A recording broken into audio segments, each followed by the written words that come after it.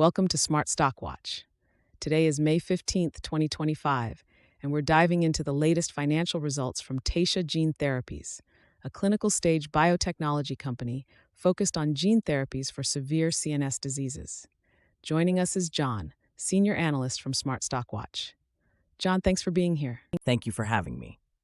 Taysha Gene Therapies has been making significant strides, especially with their TSHA 102 program for Rett syndrome. I'm excited to discuss their Q1 2025 results and what they mean for the company's future.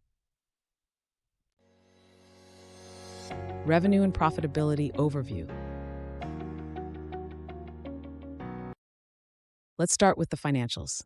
Taysha reported a revenue of $2.3 million for Q1 2025 with a net loss of $21.5 million.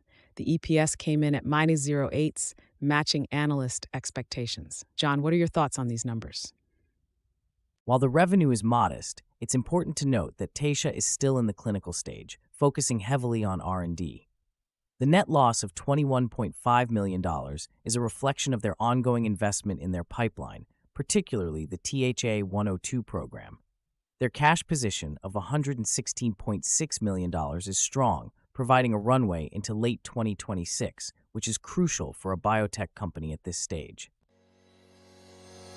Regulatory and clinical progress.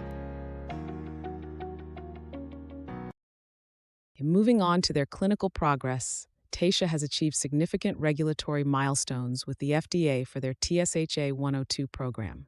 Can you elaborate on this, John? Absolutely. Taysha has reached alignment with the FDA on the pivotal Part B trial design for TSHA 102, which is a major step forward.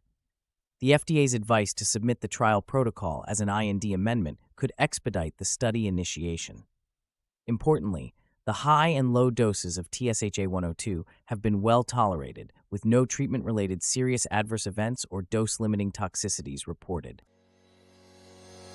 Operational efficiencies and future outlook. Let's discuss their operational efficiencies and future outlook. Taysha's R&D expenses decreased to $15.6 million, while G&A expenses increased slightly. What does this indicate about their operational strategy? The decrease in R&D expenses is primarily due to the completion of certain manufacturing activities, while the increase in G&A expenses reflects higher compensation and legal fees. Taysha is strategically managing their resources to focus on advancing their clinical programs. Looking ahead, they have key milestones, including updates at the IRSF Rett syndrome scientific meeting, which could provide further insights into their progress. Key takeaways. In summary, Taysha Gene Therapies is making significant regulatory and clinical progress, particularly with their TSHA 102 program.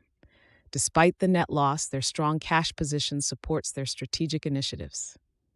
John, any final thoughts? Taysha's focus on advancing their gene therapy pipeline, coupled with their regulatory achievements, positions them well for future growth.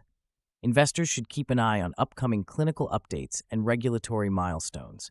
It's an exciting time for Taysha as they work towards addressing unmet medical needs in CNS diseases. Thank you, John, for your insights, and thank you to our viewers for tuning in. If you found this analysis helpful, please like, share, and subscribe to Smart Stock Watch.